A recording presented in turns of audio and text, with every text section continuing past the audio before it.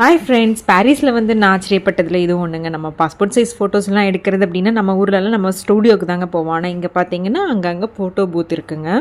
நமக்கு அங்கேயே இன்ஸ்ட்ரக்ஷன்ஸ் கொடுத்துருப்பாங்க, இந்த மாதிரி செலக்ட் பண்ணணும், எப்படி வந்து நம்ம ஃபோட்டோஸ் எடுக்கணும், எப்படி உட்காரணும் அப்படின்னு. பின்னாடி பார்த்தீங்கன்னா ஒயிட் பேக்ரவுண்ட் ஸ்க்ரீன் தான் இருக்கும். ஸோ ஈஸியாக வந்து நம்ம எடுத்துக்கலாங்க. 4 ஃபோட்டோ எடுக்கணும் அப்படின்னா 8 யூரோங்க. கிட்டத்தட்ட நம்ம ஊர் காசுக்கு பார்த்தீங்கன்னா ஒரு 720 ருபீஸ் வருங்க. நாங்கள் வந்து சும்மா ட்ரையல் பார்த்துட்டு இருந்தாங்க, எப்படி ஃபோட்டோ எடுக்கிறது அப்படின்னு.